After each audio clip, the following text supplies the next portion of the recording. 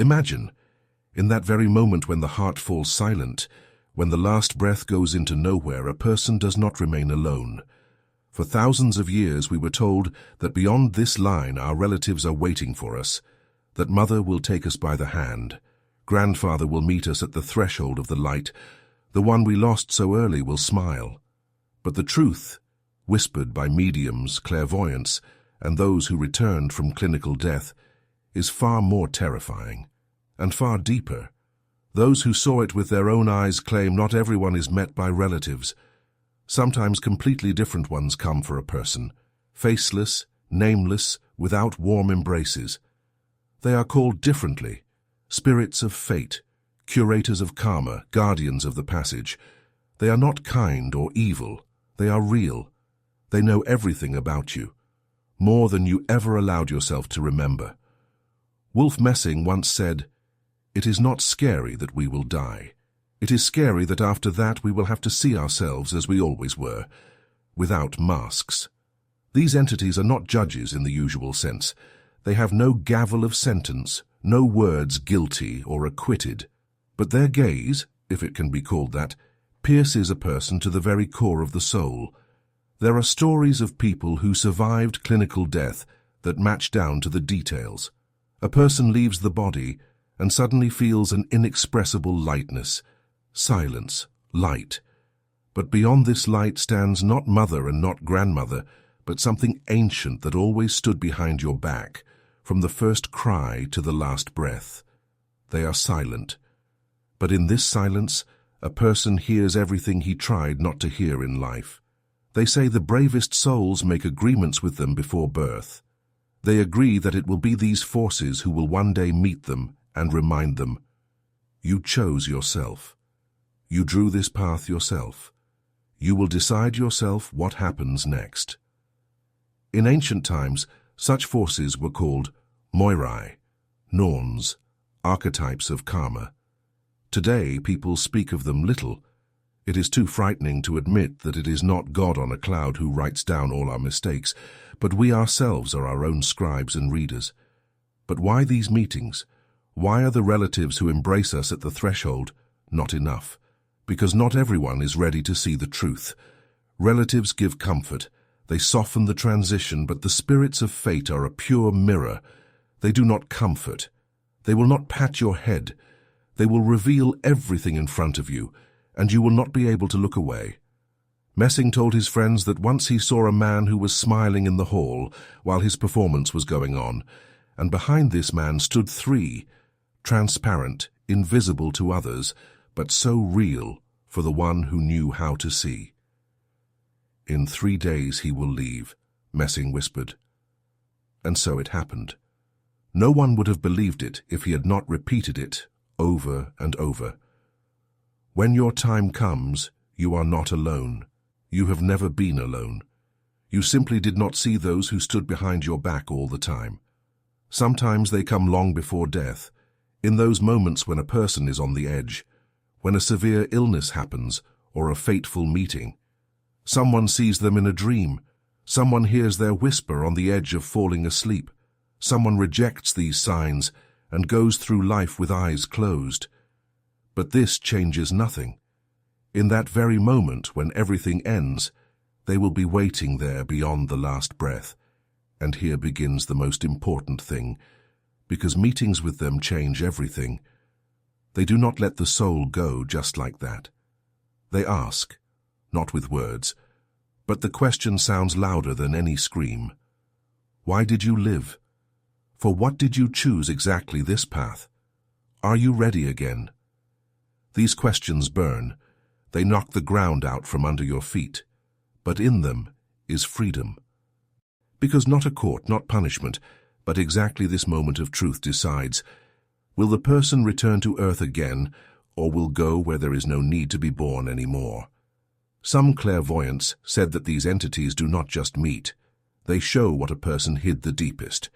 Imagine before you unfolds not a film of bright moments as told in beautiful stories, but the real dossier of the soul.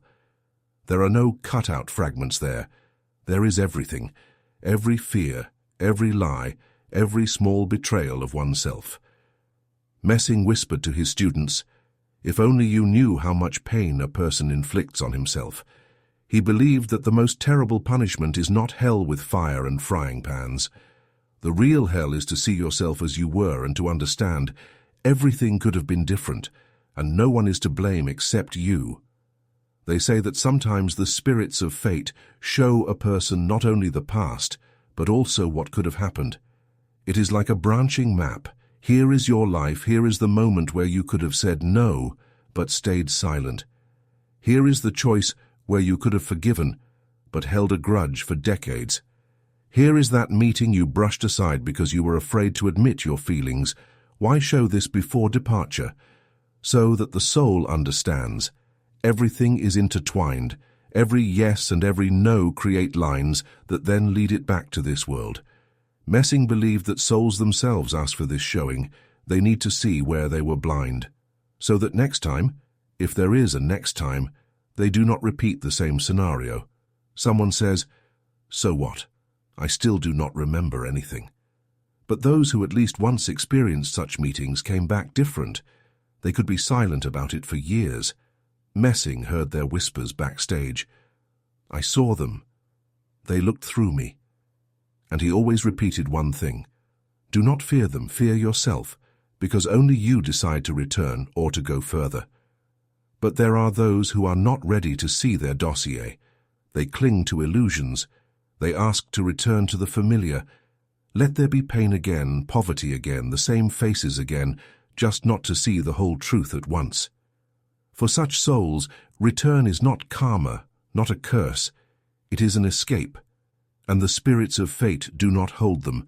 They let them go because they know the lesson will catch up anyway. Sometimes a person lives thinking that everything is going according to plan. Day after day. Work, home, news, noise.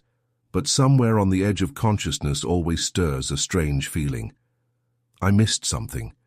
This small crack in the wall of reality is the whisper of those who will one day meet you there, where you will remain only with yourself. Messing claimed, "Signs are given to everyone. Illness is a sign. A sudden meeting that changes everything is a sign. A random phrase heard in a crowd is a sign. But a person is too busy. Most often he closes his eyes and runs on. And then the spirits of fate come closer but do not interfere. They only wait. They always wait.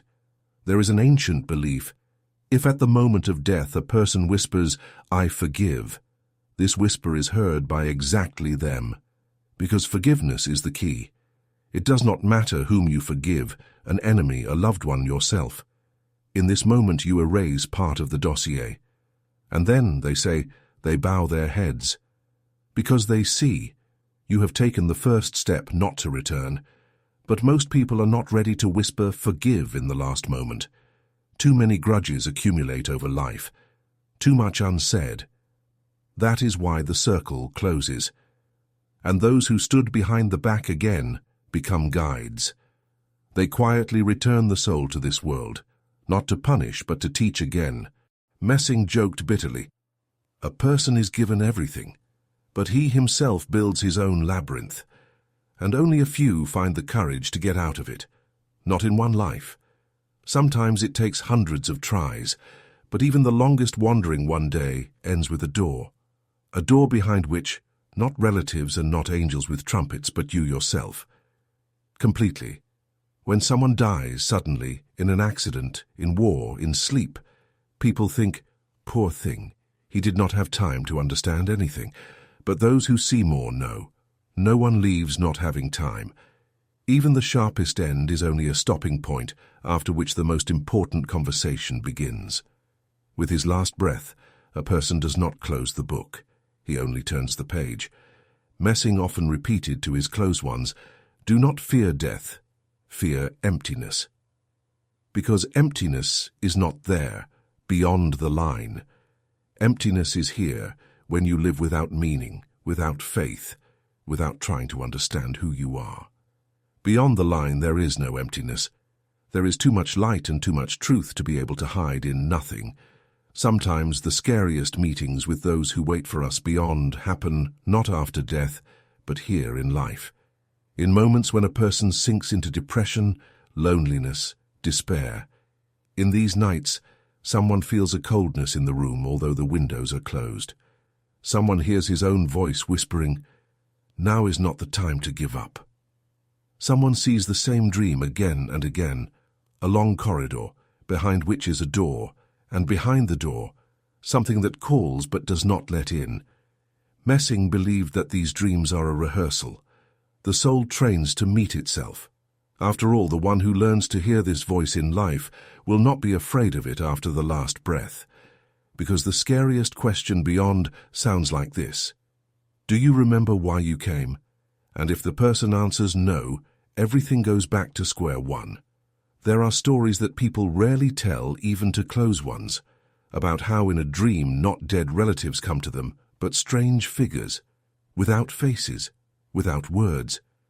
Sometimes a person wakes up in a cold sweat, and for a whole week feels someone's gaze behind his back. Someone runs to the doctor, pills, diagnoses. Someone goes to a priest, confession, prayers. But the simplest answer is that this is a call. It is a reminder.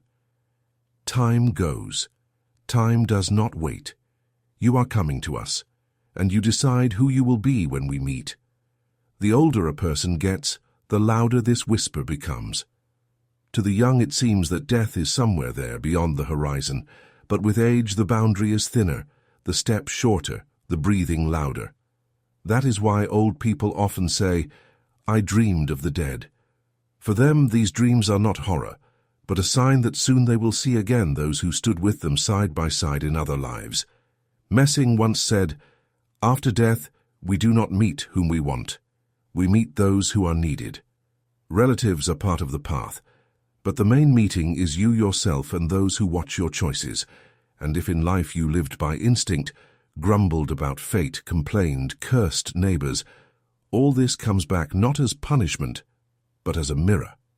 In some mystical schools they believed, if a person at least once in life asked himself honestly, "Why do I live?" he already brought closer his moment of truth. Because this question is the key. The door can be opened only by the one who is ready to see behind it not paradise gardens and not seraphim with wings, but his own shadow, his own light, and his own truth. Messing said, "We fear darkness, but the scariest darkness is inside."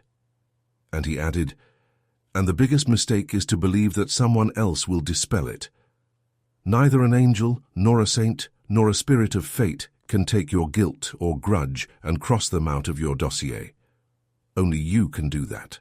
Sounds scary? Maybe. But in this dread there is great hope, because if you are the master of your path, you are the one who can change everything. Yes, not in one life. Yes, maybe you will have to come back. But one day even the most stubborn fear breaks under the weight of one simple word: I forgive. And exactly in this moment, those who stood behind your back bow their heads, because they know. One more soul has taken a step there where no new bodies and new mistakes are needed. There where there is no more fear of dying, because there is no sense in fearing what you have long defeated inside yourself. But as much as many would like to believe that this step can be taken in one go, Messing always repeated, "Do not expect a miracle in a second. The soul does not like haste." According to him, each of our days is a small training ground. Each forgiveness is a tiny bridge to the true self. Each tear that did not turn into resentment is a burned page of old karma. And yet a person is stubborn. Even knowing that there is a way out, he chooses the old way again. Why? Because it is familiar. Because it is easier to blame parents, the state, evil people, the envious. Easier to believe that everything is predestined and nothing can be changed. But exactly in this lie lies the chain that keeps us here. Those who meet us beyond do not try to scare. They only remind, you created all this yourself, and you can destroy it. Sometimes a person lives and does not know that around him walk those very guards of the passage. For them there is no time. They were with you when you cried as a child, when you stood at the edge of despair and did not dare to take the last step, when you kissed a loved one and swore you would be better, when you betrayed yourself for the sake of someone else's opinion. They silently watch and remember everything, not to punish but to remind you when the time comes. Messing said that the most interesting begins exactly after a person meets them there for the first time. Those who leave with feelings of anger, resentment, hatred, feel that they want to come back again, to return and prove something, to return and take revenge, to return and rewrite what still burns inside, and they return again, again, again. But there are others, those who leave with one whisper, "Thank you. Thank you for the pain, for the joy, for the mistakes, for the meetings." Such ones are not held back, such ones are accompanied further. Messing said that for such souls opens not paradise in the usual sense, but a space where there is no need to be born again, where there are no bodies that age, where there is no time that presses, where there are no resentments that weigh down like stones on the heart. And what is there? No one knows words to describe it. People who returned from clinical death try to tell of the tunnel, of the light, of the voices. But all this is only a weak image. The real thing beyond is you yourself, but without fear. It is you, but not the one you were made by the words of others. There you are. Everything at once. Both the child who cried into the pillow and the old man who forgave enemies, and the silent witness of all your choices. Messing once told a friend, "The greatest strength is given not to those who know much, but to those who forgive much." Because knowledge without forgiveness is a chain. It makes a person proud, but not free. And forgiveness breaks pride, cleanses, makes one light, so light that the soul can rise up there where there is no need to return here anymore. You may ask, what should I do now? I am just an ordinary person. I have debts, problems, work, family. Where am I and where are these meetings? The answer is simple. Everything starts not there, beyond, but here, in what you will say tomorrow morning, to whom you will call in the evening, whom you will hug and whom you will let go forever. These small things are the very forks in the road that one day you will see again, but already without the chance to change them. Messing did not scare with death. He laughed at it. He said that death is a door, and only we decide with what face we will enter it. With fear, with resentment, or with gratitude. This door does not ask for a passport, does not read sentences. It simply opens, and there you see not angels, not demons, but yourself, honestly, fully, completely. But in this truth, there is great freedom. Because if you one day see that everything is your creation, you will no longer be able to say, "They are to blame. Fate punished me." You will not be able to hide behind someone else's envy, behind poverty, behind illness. You will say only one thing: it is me. It is all me. And I can rewrite it all myself. Messing whispered to his, no, not students, but listeners who greedily caught every one of his words. Check everything yourself. He was not a guru. He did not ask for blind faith. He said something simple. Close your eyes. Ask yourself why you live. The answer will not come immediately. But if you hear even one word, you are already one step closer to that meeting you will no longer fear.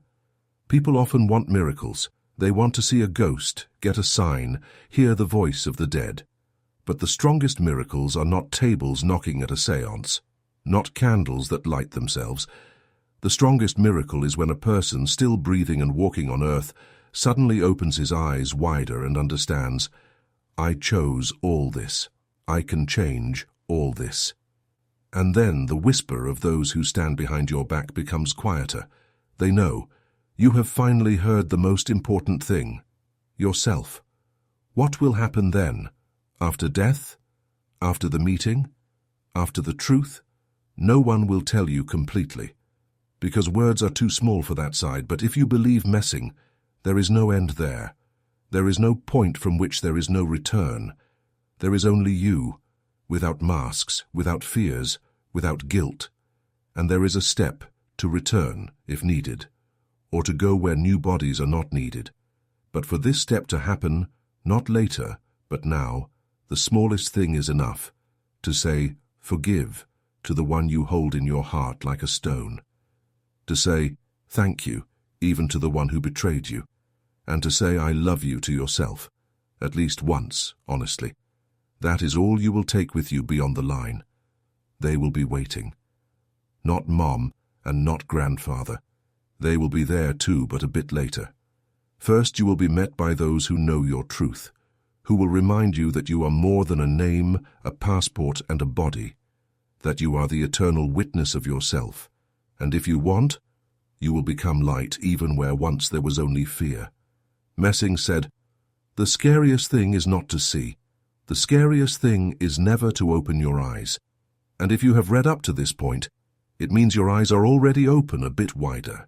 It means you are already hearing that whisper behind your back, and one day you too will say to them, I am ready. I remember why I came. And that means there will be no more fear. There will be only light. And you, the true you,